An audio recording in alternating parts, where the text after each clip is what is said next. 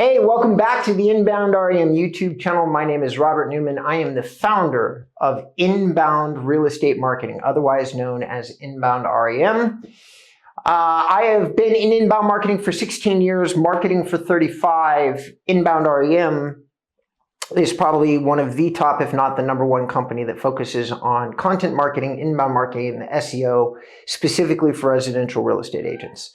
Not only that, I am the only person that I know of except for Morgan over at Real Estate Webmasters who has worked on hundreds, if not thousands, of successful real estate SEO projects. Having said that, today's subject that we're going to cover is some stuff that's been coming up because it's been getting very busy. Lots of real estate agents are calling me. 2024 was slow. 2025 is kicking off very, very busy. And one of the things I'm noticing is a series of reasons that I think to myself inside my head, oh, you're probably going to fail. You're going to fail at marketing. You're going to fail to get leads. You're going to fail to make progress, have a bigger income than you did the year prior. And so what I did for today's video is I came up with 5 of the top reasons that real estate agents are going to fail to achieve their goals, to have higher ROI, to possibly even to stay in business in 2025. I'm going to have my assistant, who is off camera, read the reasons on the board. Just going to try a different format here, do a little bit more of a Q&A. So without any further ado, Freya, will you go ahead and read the number one reason that realtors will fail in 2025?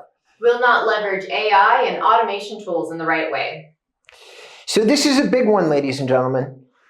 Lots of comments and commentary is coming in. If not from you directly, then all of you will notice that the people that you're doing business with, whether it's CRMs, banking, they're all starting to talk about AI. So realtors are getting excited by the concepts behind AI. Most, I'd say 30 to 50% of the people that I talk to are starting to try to leverage AI to write emails, to write copy. And of course, the conversation is coming up a lot inside our agency because if we alter an article in any way, shape, or form, we put a disclaimer on the article saying that some pieces of it may be AI, okay, which creates a lot of conversation in our client base. What we're using AI for, and it's the exact same way that an agent should use AI, is we use it for outline, structure, and context. And so if you're going to say, oh, I want to leverage AI, it's like, okay, fine, but be prepared to read every single word of the content because the AI models are still grabbing from data that's 3 or 4 years old. That is horrible for most applications. What you do is you take a lot of the language that has to be in any article and you leave it in, and while you replace all the hard facts and data points with stuff that's current and relevant. It saves us about 30 to 40% of our time over writing new and original content when we're writing content that way. Our longer, very in-depth blog posts contain usually spreadsheets and other data that we create manually that are always never, ever, ever, ever, ever using AI. We always make sure that there are large chunks or sections of content that are completely and totally original and usually require a bit of heavy lifting in terms of research. Why do we do that? Because when you are thinking about leveraging AI or automation, you really have to start with the end in mind. You have to say, how am I going to serve the audience? How am I going to serve the people that are consuming this content? Because it doesn't serve much of anybody to just take a completely AI written thing and hand it back out to the world at large.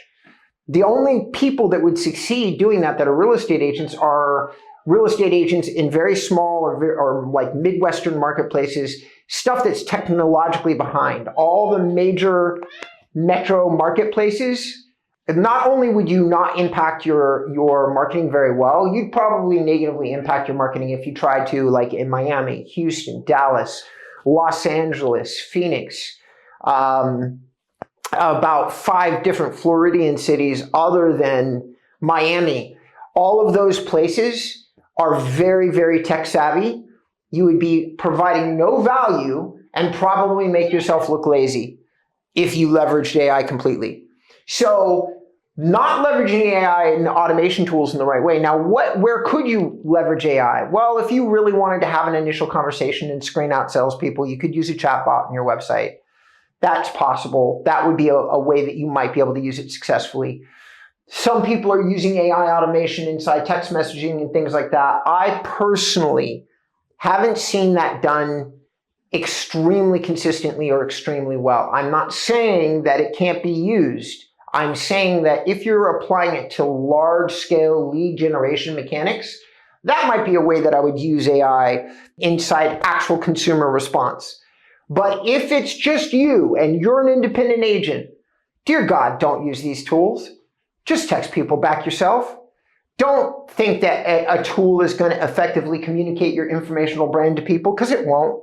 As a matter of fact, most cases when I'm talking to realtors on the phone, the vast majority are sharing negative stories about how AI and other tools negatively impacted their marketing. And I think some people are paying attention and some people aren't. And the ones that aren't could literally be leveraging themselves right out of business. All right, number 2. Will not embrace marketing aggressively enough. So having said that, as the cyclical nature of marketing, so when things in real estate get funky, and most of veteran agents watching this video will know this, most new agents won't. When things get funky in real estate, a lot of experienced agents kind of pull back like fast and efficiently on their budget. They eliminate PPC spends, they stop sending as much money to Zillow if they don't give up their zip codes entirely. Everybody pulls back. Realtor.com, all of them, all pull back. More people embrace the Zillow Flex programs of the world and stuff like that, and let the marketing company absorb the huge losses that happen when literally less people are buying and selling homes. Because numbers in terms of the overall marketing environment in the US matter, like how many people are actually doing transactions. So the fact that fewer people are doing transactions at higher price points will actually impact a lot of real estate agents negatively and a small handful positively. So will not embrace marketing aggressively enough is, all right, we can clearly see on I think I track about 300 real estate websites all over the country and some out of the country. In addition, that's what I have control over. In addition to that, I occasionally have consultations with clients on the phone where I'm looking at analytics for their site, for competitors' websites. In total, I probably look at between 300 to 500 real estate websites every single month. And I can tell you definitively, on our platforms and other people's platforms, activity is way up. It was way down in 2024. It's way up in 2025. Most of my real estate agents' calls have increased. That's just natural organic calls, referral calls that you don't rely on marketing for. When all of that activity out there exists, you can be sure that for every 1 call that you get from a referral, 10 are available through marketing, essentially. So when you are watching the marketplace change, oftentimes I see realtors pause and wait way too long. They're like waiting for some bolt of magic from the sky to say, it's going to be a better year this year. Okay, well, guess what? Activity is there. It's going to be a better year this year. So one of the things that you need to do for those of you who understand marketing, like, man, if you gave up a Zillow zip code that had been profitable for you for a long time, do not wait. Get back on the horse very, very fast. Call Zillow back up and acquire your zip code before it's gone. Marketing has limitations. There's only so much that we can do. If whoever is the first embracer, the first driver inside changing their strategy around from non-aggressive to aggressive for those vets that are watching my video, this is the time. This is the moment. Not even next month. Now, fast, before President's Day, get your marketing stuff back in order, get your budgets back in place, and start to get out there. Most likely, for those of you who were receiving a 2 to 4 to 1 ROI previously, you might only see a 1 to 1 or a 1 to 2 right now. But I can almost assure you, based on activity that I'm seeing, that likely that'll increase back to something closer to normal. So if you're getting out there in front of everybody, you're getting the first chance to make a higher ROI by the end of the year. Number 3. Number 3, will fail to update marketing tools. All right, this is a big one. So I've been having a lot of conversations. I'm getting ready. I'm doing all the work and research necessary to update reviews on platforms. Okay, for those of you who follow me for a while who are already subscribed to my channel, you know that over the years I've done the most in-depth reviews that exist on Follow Up Boss, on Sierra Interactive, on Real Estate Webmasters, on Real Geeks, on Easy Agent Pro, on Playster, on, and I'm talking like in some of these cases, I've interviewed the CEOs, the CMOs, all the people that made the system, operate the system. Everything is available on the reviews that I've done in the past. Now, I'm not going to do that deep of a dive this year, but what I'm noticing is this. In comparison to the kind of updates that are happening in the world of technology at large, most of these platforms are failing to keep up with the marketplace by a lot. Chime, Lofty, all of them, by a lot. Now, there's a handful of tools that are doing a better job. They're the clear winners in the marketing space. Follow Up Boss, unfortunately, is one of them since they were now acquired by Truly. I wish I didn't have to say that, but they're one of them. While Lofty's doing a slightly better job than everybody else, they're not doing a great job. Real Estate Webmasters, I haven't reviewed again. They updated their CRM, but I haven't heard entirely positive things about it, so I need to look at it so I can do kind of a pros and cons list.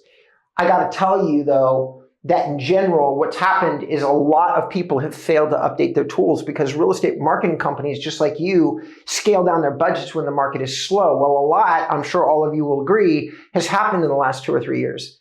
So what's happening is both realtors and the marketing companies are failing to update their tools. And this is going to be a massive point of failure for some of you. Now, there are things that relate to AI and automation, automated calendar appointments, Calendly links on websites, easy ways for clients to schedule and book appointments with you. I can go on and on with how automation is actually relevant and viable, and that all of you should be making sure that the tools that you're using offer it. Automatic integration of reviews, automatic integration of property sales into websites. These are all things that should be absolutely standard additions to every single website that's out there. If you're going to even market with websites, because you don't need to. You could just do YouTube and hyperlocal would be one strategy. You just do Instagram if you wanted to. You could also do Facebook marketing groups. But one way or the other, a lot of people are going to fail to update their marketing tools. And if I had to say the one failure I'm seeing is just the continued resistance from so many people that influencer tools are really probably your best marketing tool. Influencer tools are social media. Influencer tools are YouTube. Influencer tools could be your Google face, like a Facebook group. Like, the best way to use marketing tools is to figure out a way to communicate en masse to an audience about a subject that you have become an expert on. Full stop. All right? Number 4. Will fail to sharpen the saw. And this is a big one. Sharpening the saw is learning. Learning. I hate to say it, but guys, ladies and gentlemen, vets, non-vets alike, listen, the really top-end professionals, of which I am very, very, very fortunate to call a few of my clients, I'm going to say this. Sharpening the saw is non-negotiable. Anybody in the top 1%, they'll all know, understand, and agree. Many of them have coaches. Many of them go to courses. Many of them have classes. Many of them teach courses. Many of them do TV shows, which is sharpening the saw. There's a lot of research that goes into producing shows. There's a lot of writing that goes into producing shows. There's a lot of traveling out to inventory to produce shows. That's all basically sharpening the saw, keeping your skill set on the bleeding edge so that you know exactly what to say. Your product is real estate. So sharpening the saw could be going out and looking at brand new homes and making sure that you understand down to the very last detail. I have noticed a proliferation of people not being as serious about sharpening the saw right now. And I'm not talking about learning the latest funnel. That is one type of sharpening the saw. But the basic skill set of being a realtor, which can translate into success in number 3, is just being really, really good at understanding, like, what is the inventory that you represent and who tends to be looking at that inventory. These are 2 of the most basic fundamental parts of being a real estate agent. And I am noticing a lack of focus on those basics. It used to be every realtor that called me would be like, oh, I'm an expert in the area. Well, because this is going to lead very nicely into number 5. So why don't you just read number 5 for me? Overwhelm. This leads to number 5, which is overwhelm. Because there's so much noise about tools, about what the latest thing is, about YouTube and social media, and all of you are getting advice from different experts. You're like, well, this guy says, Facebook's the way. And then this person there says they have the best funnel. Ylopo has new automated agents that do everything for you. They call the lead, they text the lead, they do everything for you. There's a lot of overwhelm, okay, in terms of how many different things are out there and how much information is available to you. In terms of overwhelm, start with the basics, start with the dribble. My content is oftentimes I repeat myself over and over again. What's the dribble for a real estate agent? First and foremost, love real estate. Love it. Love it, embrace it. Be super passionate about it. Be super passionate about homes and the people that live in them. If you can do that, like if you can give me that new kernel, I can make somebody successful. I can talk to them about digital tools, leveraging things, because all we're going to do is package up that message of how much you love real estate and how much you love the people that are buying it from you. I don't care what kind of real estate it is. It could be West Virginia, $150,000 bungalow that's been there since the 1830s, or it can be here in California. It could be a $25 million palatial estate with a penthouse on top. People are people. Houses are houses. That's it. Do not get lost in the sauce. Okay? I'm a guy that helps you get lost in the sauce. I understand the confusion. You need to love what you do and be good at it, because that's what we can market at the end of the day. And it's becoming the same way for every single marketing company that's out there. Like it used to be, we could take a subpar agent and market the hell out of them and they'd be relatively successful. But with all the review platforms and everything else, you can still do that, but it is getting harder. A bad agent doing bad work, eventually that rises to the surface. And eventually there's reviews and things around and places, and then it becomes harder for people like me to market those people. I don't even bother to try personally, because if they've got a 3.8 review rating and they're in an office of 150 agents and every other agent has 4.2 average, how are you supposed to, what, bad luck? It's hard to market that. It's hard to sell that. We're generating lots of tools that are out there that are really going to identify if you're actually good at your job, that you actually understand the mechanics of real estate transactions. And that's the other part about this. When there's 500 pages of a contract that you have to sign, I really hate to be the bearer of bad news, but all of you who are real estate agents, you really should have read every single one of those 500 pages. You should be an expert in negotiation. You should understand people. This all goes back to sharpening the saw. You should understand psychology, because you deal with property and people. Property and people. So when you're dealing with property and people, you need to be good at those two things. Okay? And if you're not sharpening the saw and getting good at it, then believe it or not, most of this other stuff is meaningless to you. So sharpening the saw and not getting overwhelmed, focusing on the basics. Now, if for some reason some of you want additional clarity on some of this stuff, like some of these top 5 reasons, you can always reach out to me and I will do a conversation with no strings attached, no obligation, and I'll do a 1-hour consultation with you and I'll help you further if you really require the help. Okay? But I gotta tell you, this 5 reasons why realtors will fail is really just not focusing on the basic and the fundamentals and keeping focused on them. Don't let me or anyone else get super excited and in your face about the newest, latest tool. Start with understanding your basic function, and then if you have the budget and the will, definitely look to get out there and market yourself in some kind of way, like right now, but only once you've got the fundamentals in place. And when you've got those fundamentals in place and you're ready to move on to the next step, by all means, do so. Get off the fence and do something. And if you don't understand where to start, pick up a $10 book or a free ebook from somebody that you resonate with and start to sharpen the saw. Because once you have enough knowledge, you'll feel comfortable and confident to move into embracing marketing aggressively. You'll have enough information to understand what does and does not work in terms of AI and all the other things that people are talking about. For some people, especially large teams, that broad stroke, like information gathering, information dissemination, automated tools, it makes so much sense. It's so good. It's so great for large scale lead generation operations. For the average individual agent, it just messes up your brand. All right, that's all I got. Thank you for tuning in. If you liked a word of what I said, do me a favor. Thumbs up the video. I'd appreciate it.